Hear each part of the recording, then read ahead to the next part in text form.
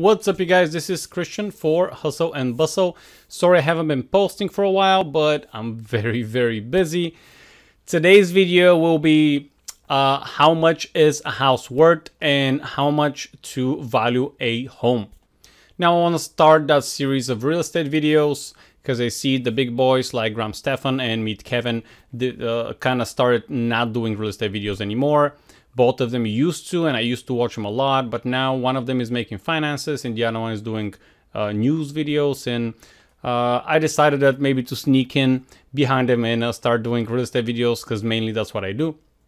So a house is actually worth exactly what somebody else is willing to pay for it. And that goes for more than just a house. Pretty much everything else, a car or whatever else, you know, a motorcycle, a jet ski, a boat, airplane, train, whatever.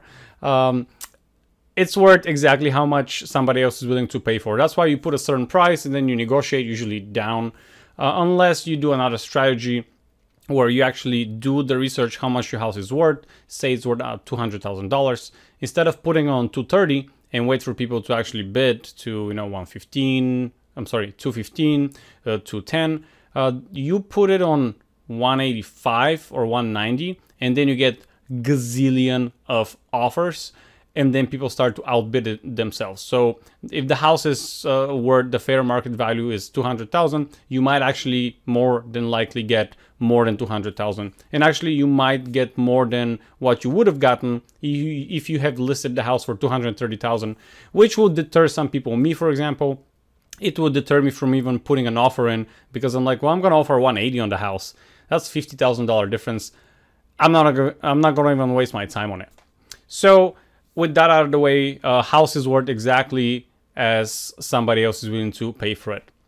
There's a couple of ways you can see how much the fair market value of the house is. The first way is Zillow, and we're gonna go here on Zillow, which is not very accurate. For example, let's see this property here. I picked this neighborhood to pick because this is the neighborhood I work in. And I'm looking at properties in this neighborhood, so we're gonna review this specific neighborhood. Let's see this 2-bedroom 1-bathroom. It's listed for 158 and Zillow says its estimate is 157. Now with Zillow, generally don't expect amazing accurate estimates or estimates. If this house was not on the market, maybe the price would have been 120, but because it's listed on 158, Zillow now adjusts this number. Now we come down here with the home value history. They changed that a little bit, which I don't like. So the house is listed since 2020, November 2020 on 167. Then they decreased the price to 162, 158, 158, and now it's still 158. But here you can actually see how long the house was on the market. And if the house has been on the market for a long time, that means that the sellers would like to sell and maybe they would settle for a lower price. If the house has been on the market for 6 months, you have more negotiating power because if you're a quick closer or you're already pre-approved, you can go and be like, hey guys, I see you listed 158. I'm pre-approved. I have this letter from the bank, which you go and get pre-approved at the bank or whatever else. We're going to go in detail with, you know, private money and portfolio loans later on. But you go and you're like, hey, I can just offer 145 or 140, whatever you feel comfortable offering. We're gonna see what we can offer on this house right now, which I'm actually very not prepared to see what is the CMA on the house. Now, CMA is comparative market analysis. This is basically you come to Zillow, you draw. So as you can see, subject property is the property you're looking at. Our subject property is this. We come here, we grab that, and we draw a line here. This is the whole neighborhood. Maybe we got this neighborhood as well because it's close by. Click apply and only look at this neighborhood. Now we're going to click sold. Now, before I continue, keep in mind that houses that are near a major road are not good. For example, those houses right here, they're not good because they're right next to the major road. If you have power lines, if there is a... Hold on, I have one property. Actually, I'm going to show it just in a second. It is near an airport. So, for example, here, I saw a couple houses right here. Now, a house right here is right next to the airport. All of those houses here are right next to an airport. All of the houses here are right next to 295, which is not good. Who would like to go to bed? Let's see what's for sale in here, actually. I'm going to draw my circle. I want to see just these properties. Who would like to live right here and hear the cars all the time? Or right here and here, like look at this unit. It's right next to the road. And that's a busy highway. It's just the value of this property should be way lower than, for example, this property should be way lower than this one right here. As you can see, Zillow has that as 140 and 170, and here we're looking at 260, 204, 180, and so forth. Although it is almost in the same kind of vicinity, but because it's next to a highway, that decreases the value of the property. Big power lines, those, I don't know how you call them, the big cables actually, that decreases the property value. Airport, that decreases the property value. So when you're looking at a property, consider those not metrics, but those things. Let's draw the circle here, not circle, but whatever that is. Now, to do a CMA, we're going to compare apples to apples.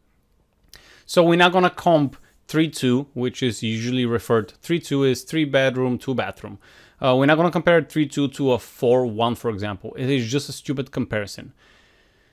Why? Because bedrooms cost differently than bathrooms. Also, you should not compare square footage because square footage is considered air-conditioned space. So your garage is not air-conditioned space. Your carport is not air-conditioned space. Now, if your garage is air-conditioned, then it will be considered as air-conditioned space. But square footage is usually used to compare commercial property because commercial property is kind of the same. It's just one big room. There's no bedrooms or bathrooms. Now, if we compare 3-2 to a 4-1, we have one extra bathroom that the square footage per bathroom is more than the square footage per bedroom. Hope that was a good comparison. Price per square foot is not a thing, like I said, we don't want to compare. For example, 3-1 versus 3-2, that is the same 1,000 square foot. It is not the same price. You have one extra bathroom that actually will cost more. So 1,000 square foot 3 and 2 will be more than 1,000 square foot 3 and 1 because of the extra bathroom. So pick homes that are closest to subject property. As I said, subject property is the property you are interested in and you're comparing.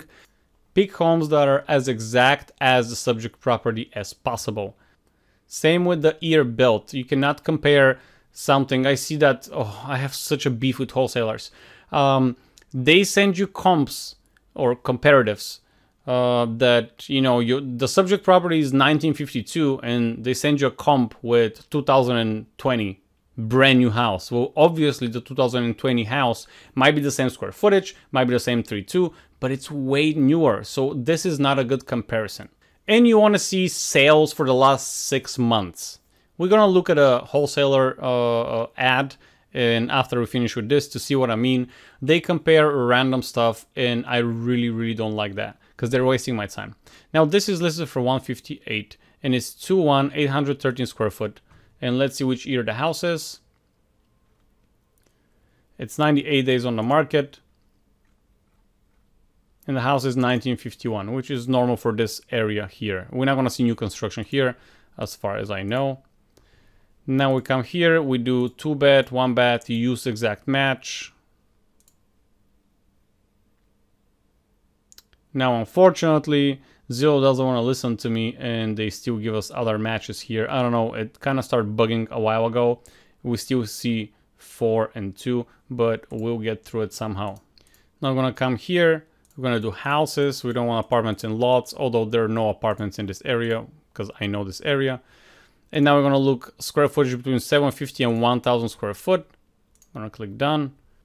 And hopefully we get what we want. We do not, unfortunately. But here we come and click newest. So those are the last sales. 2 and 2 sold for 135. Remember, the property we're looking at is 870 and change square foot. 2-1. This is 2-2. Sold last month. Right now, time of recording is February 12th. This is sold 2 weeks ago or 3 weeks ago for 135. So only from this one, we know that the price of the subject property is higher. This has one extra bathroom and it's like $30,000 under the other property. 2-1 in January again, 147, also a lower price. This is 4-2, ignore that. 3-1, ignore that. All of those we ignore. This is 71. So this is a one-off kind of thing. This is sold on the 10th month of 2020. You see a very low price. So maybe we come here and see that it is not renovated or something of that nature. We're going to come and see.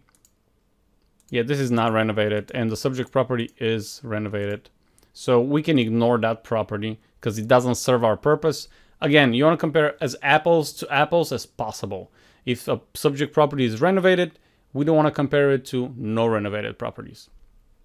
Oh, I'm sorry. And in the filters, you can click the year here. For example, you put 1950 to 1960. But again, like I said, there's no new construction in this area. 3, 3, 2, and 1. 154. Okay, that's a good property here. A little bit bigger, but I think it is renovated. See, those pictures are just terrible.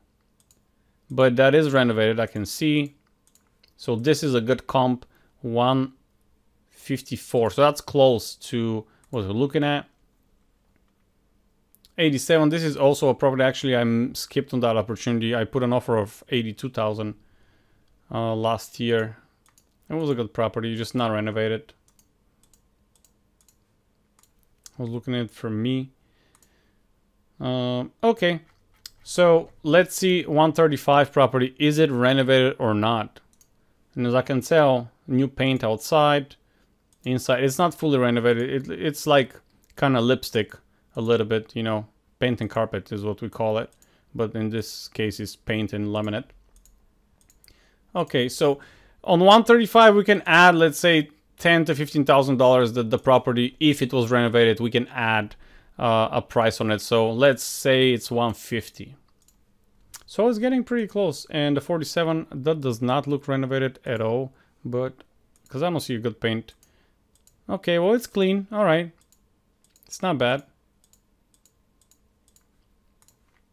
All right, and Zillow has one trick up its sleeve. You come at the seller's lending pricing tool, and we want to price this address. Now, this is one of the best features that I can, not features, but one of the best websites that I can show you. Here actually it tells you the listings of the sales of the homes into that area, and you can actually see your home, which is subject home, and the home that we're looking at. 2-1, everything is pretty much the same, a little bit more square footage. Now this is, I suggest you do not look at that. Add to my estimate. So we add this one. This is a good one that we saw, although we can add a little bit more money into it. This is 3-1. I'm not comparing this. I'm not comparing this. 2-1. This is another property. Where is that property? I don't know that street. Let me see it on the map. Okay, this is, so our subject home is here. This is here. This is different neighborhood. I do not want to compare that. 3-1, 2-1. What is this? There's no year on this home. Let's see, where is it? This is where, so look, this is subject property. This is where the property we're looking at is. This is not a comparable. Although a lot of realtors will give you comparable there, and a lot of wholesalers are going to give you a comparable there, which is not a comparable. So we got two homes. We can add our third home that we picked earlier. All right, I had to switch to Internet Explorer because Zillow gives me problems with the with the Google Chrome. But either way, whatever works. So what is the other home we chose here? 135. We have 147, and you can do that by hand. So we got 154, so 155. Plus 135, but we're gonna add like $15,000 to this because it's not fully renovated. So that's 150. Plus, what is the last home here? 147. This is better renovated, so we're gonna leave it at 147. And we want to divide that by 3. So the price of this home is somewhere around 150,000, and it is priced at 158. So we can say with certain amount of certainty that this home is worth 150,000. So we can go ahead and put an offer for 135 and shake hands around 140, 142. Because when I buy properties, I want a discount. I don't want to pay 100K for a property that is worth 100K. I'm trying to get a discount. Now in today's market, this is very hard to do. The seller has to be very motivated. And this seller, since the property is 90 days on the market, as we saw here, 100 days, that's 3 months, a little bit more. Maybe they're like motivated to sell. I don't know. But you can always go and try. Now let's go ahead and see a wholesaler deal. All right, this is the first one that I see that has comps. Wholesale deal, 3039. Let's add this address. I'm going to use the Edge or the Internet Explorer. Let's see this property. $95,000. I want to see the area real quick. I mean, here I know the area. So I'm looking for this big highway here. It is not that close. It is in actually okay part of town. It is $95,000. Now, I'm not going to comp it. Maybe we will. But let me show you what I'm talking about. Let's see. ARV is after repair value 155.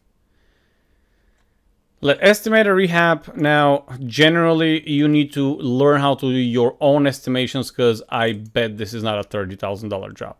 The wholesaler's job is to present the property that has a very high ARV and a very low rehab.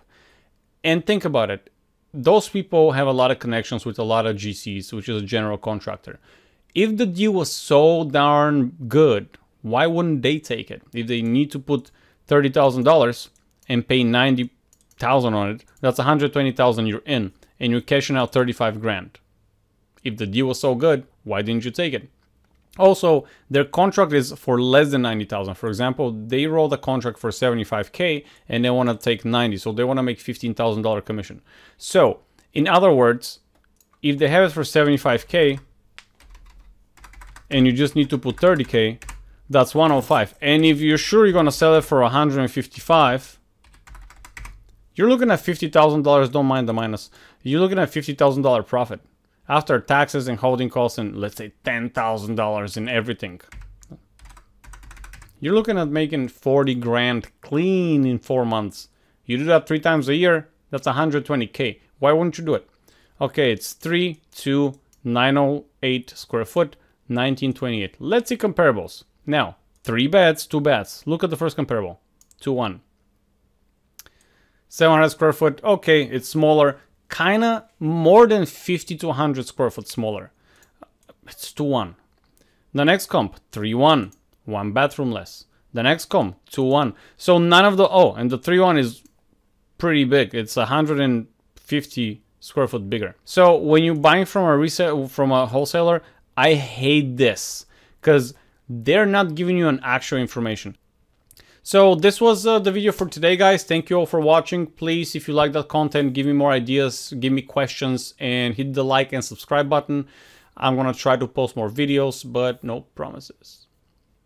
In the meantime, guys, hustle and bustle. Thanks a lot for the support. I'll see you next time.